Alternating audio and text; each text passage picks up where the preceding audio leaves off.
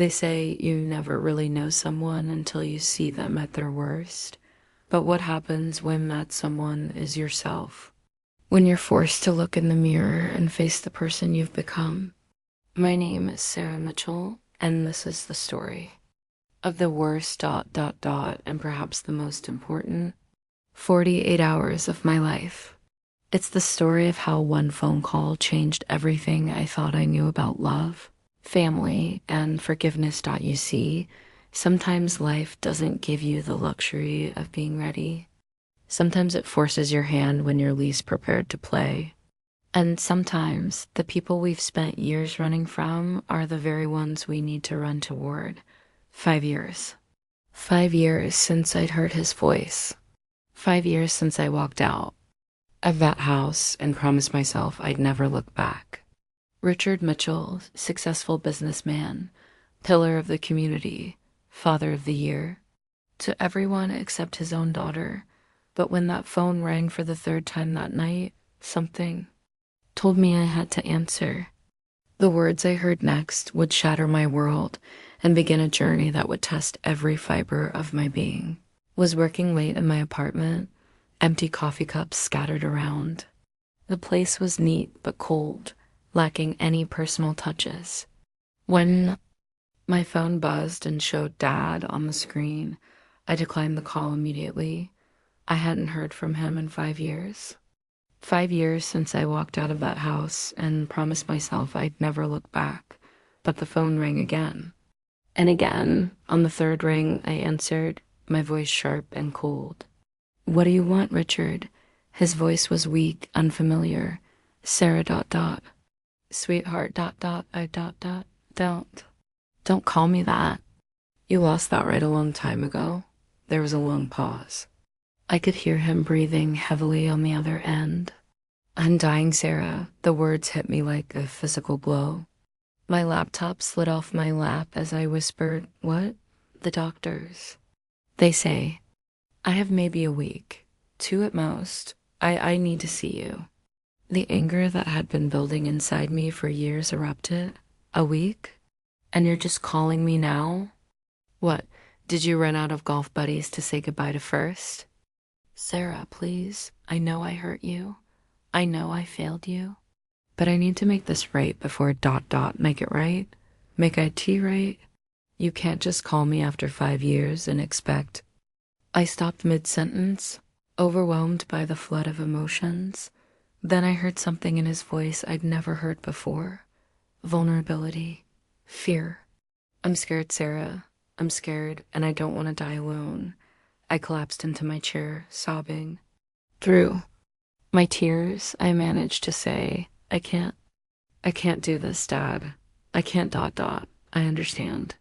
I understand if you can't forgive me, but please just think about it. I'm at St. Mary's Hospital, room 314. The line went dead, and I stared at the phone, my world crumbling around me.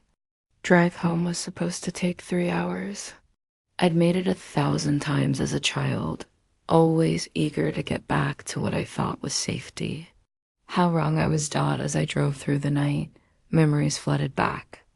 I remember being 16, crying in my bedroom after he'd missed another important event in my life. I had sobbed to him, you promised you'd be there. You promised. His dismissive response still echoed in my mind. Sarah, this merger is more important than some silly school play. You'll understand when you're older. I'm never going to understand. I'm never going to forgive you for this, I had told him then. He missed everything. Every birthday, every graduation, every moment that mattered. And now, now, he wanted forgiveness. I had to pull over, overwhelmed by the memory. That's when my phone rang again. It was my mother. Hi, Mom, I answered, my voice tired and strained. Sarah? Oh, honey, I'm so glad you answered. Did your father call you? Yeah, he called. 5 years too late, but he called. Sarah, please, I know you're angry. I know you have every right to be, but he's dying, sweetheart. He's really dying. I started crying again. I know, Mom, I know. But I don't know if I can do this. I don't know if I can see him and not just explode. Then don't do it for him. Do it for yourself. Do it so you don't spend the rest of your life wondering, what if? I'm scared, Mom. I'm so scared. I know, baby. I know. But I'll be here. We'll face this together. I wiped my tears and started the car again. I'm about an hour away. I'll see you soon. Walking down that sterile hospital corridor, I felt like that scared little girl again. The one who used to wait by the window for a father who never came home. The one who learned that love was conditional, that approval had to be earned. I stood outside room 314, my hand hovering over the door handle. 35 years old, and I was terrified to face my own father. When I finally entered, I saw him lying in the hospital bed, a shadow of his former self. He was awake, staring at the ceiling. You came, he said with a weak smile. I'm here. That's all I can promise, I replied, staying by the door. You look beautiful, Sarah, so much like your mother at your age. Don't do that. Don't pretend this is some sweet reunion. His face fell. I deserve that. I deserve all of it. Do you? Do you really? Because I'm not sure you understand what you deserve. I'm not sure you understand what you did to me. I moved closer, years of hurt pouring out. Do you know what it's like to grow up feeling like you're never enough? To spend your entire childhood competing with board meetings and golf games for your father's attention? Sarah, I was providing for you. I was trying to providing. You think money was what I needed? You think the fancy clothes and the big house made up for the fact that my own father couldn't be bothered to show up to my life? I was pacing now, unable to contain the pain any longer. I needed you, Dad. I needed you to be there when I was scared, when I was hurt, when I just needed someone to tell me I was worth something, but you were never there. You were never there. He was crying now, too. I know I failed you. I know I was a terrible father. But I thought I was doing what was best. I thought success would make you proud of me, proud of you. I was 7 years old. I didn't care about your success. I just wanted my daddy to read me a bedtime story. The room fell silent except for our crying out later that morning as I sat exhausted in the chair beside his bed. He spoke quietly. I was scared too. I looked up. What? I was scared too, of failing, of not being good enough, of not being the man you needed me to be. He turned too. Look at me, vulnerability in his eyes. My father, he was never there either. He worked himself to death trying to provide, and I swore I'd be different. I swore I'd be successful enough that you'd never want for anything. But I wanted for everything, Dad. I wanted for you. He nodded, tears streaming down his face. I know that now. I've known it for years. But I was too proud, too stubborn, too afraid to admit I'd gotten it all wrong. Do you know what my biggest regret is? It's not the deals I didn't make or the money I didn't earn. It's that I never got to know my daughter. I never got to know the amazing woman you became. You could have. At any point in the last 5 years, you could have reached out. You could have tried. I picked up the phone 1,000 times. I wrote letters I never sent. I drove by your apartment more times than I can count. But I was so ashamed, so afraid you'd reject me, like you're rejecting me now. I really looked at him for the first time. Are you rejecting me? I don't know. I don't know what I'm doing here, Dad. I don't know if I can forgive you. I don't know if I even want to. I'm not asking you to forgive me, Sarah. I'm asking you to let me try to earn it for whatever time I have left. That afternoon, my mother entered quietly with coffee. She saw us talking, the first real conversation we'd had in years. How are we doing? She asked softly. We're talking, I replied. She smiled through her tears. That's more than we've done in a long time. She sat on the other side of the bed and looked at my father. Tell her about the box. He looked uncomfortable. Margaret, I don't think. Tell her about the box, Richard. Reluctantly, he began.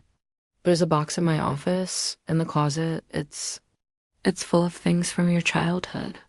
Programs from every school play, even the ones I missed. Pictures from every birthday party. Newspaper clippings from your college graduation.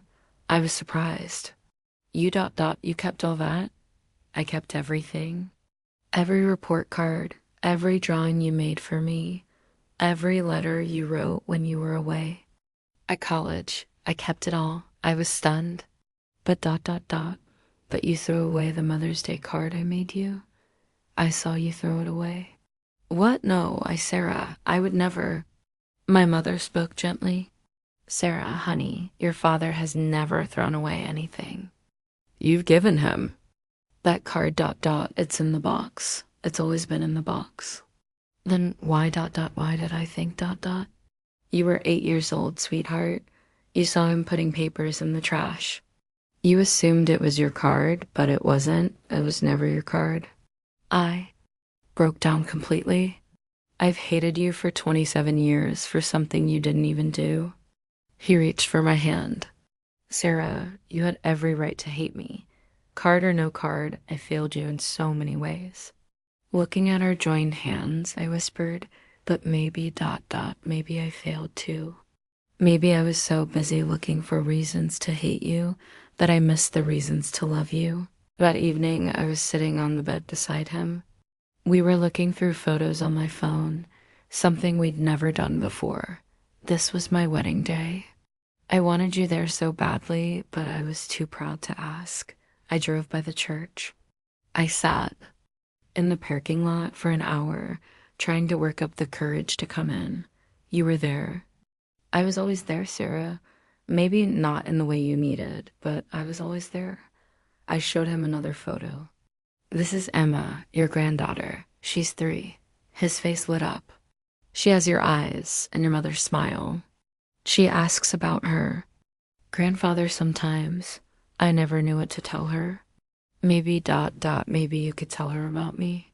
Not the mistakes I made, but who I wanted to be for you. Who I want to be for her. I'd like that. I'd like her to know her grandfather. After a long pause, he spoke quietly. Sarah, I need to tell you something. Something I should have told you a long time ago. What is it? I'm proud of you. I'm so incredibly proud of the woman you've become. Your strength, your independence, your compassion. You got all of that despite me, not because of me. I started crying again. I got some of it from you too, Dad. The stubbornness, the determination, that's all you. The good parts, the good parts. We embraced for the first time in years. 3 days later, he was weaker. I hadn't left his side. I was reading to him from a book, the same story he used to read to me as a child. And so the little princess realized that the dragon wasn't her enemy after all. He was just lonely and scared, just like she was. You always loved that story, he said with a weak smile. You used to read it to me before work became more important. I'm sorry I stopped reading to you. You're reading to me now. That's what matters. The machines around us beeped quietly. Sarah, I need you to promise me something. What? Promise? Mean you won't let anger control your life the way it controlled mine. Promise me you'll tell Emma about me, but also promise me you'll be there for her in all the ways I wasn't there for you. I promise, Dad, I promise. And promise me you'll remember that I loved you. Even when I was too stupid to show it, I loved you. I will. I'll remember. He closed his eyes. Thank you for coming home, Sarah. Thank you for giving me a chance. To say goodbye, I kissed his forehead. Thank you for calling, Dad. Thank you for not giving up on us. And then he was gone. 1 week later, I stood at his grave, holding a small bouquet of flowers.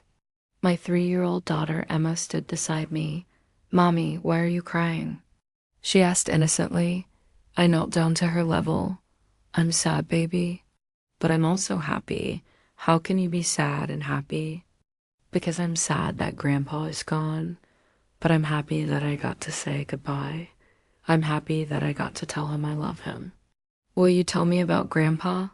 "Every day, sweetheart. I'll tell you about his mistakes, but I'll also tell you about his love. I'll tell you about how he learned to be brave enough to say sorry." I placed the flowers on the grave and took Emma's hand as we walked away. They say you never really know someone until you see them at their worst. But I learned something else in those final days. You never really know yourself until you choose to forgive, until you choose love over anger, healing over hurt. My father wasn't perfect. He made mistakes that hurt me deeply. But in the end, he taught me the most important lesson of all. It's never too late to say you're sorry, and it's never too late to forgive. We stopped at the cemetery gate, and I looked down at Emma. "Emma, do you want to know what your grandfather's favorite saying was?" "What?" "Tomorrow is the first day of the rest of your life." He told me that on his last day. He said it's never too late to start over, to be better, to choose love. Emma, wise beyond her years, looked up at me and said, "Then let's start over, Mommy. Let's choose love." I picked her up, hugging her tight. "Yes, baby, let's choose love." This is the story of the worst and best 48 hours of my life. The story of how I learned that forgiveness isn't about forgetting the past. It's about choosing not to let it define your future. It's about choosing to love despite the pain, to heal despite the scars, to hope despite the hurt. And sometimes, if you're very lucky, you get the chance to say goodbye, to say I'm sorry, to say I love you, to say I forgive you.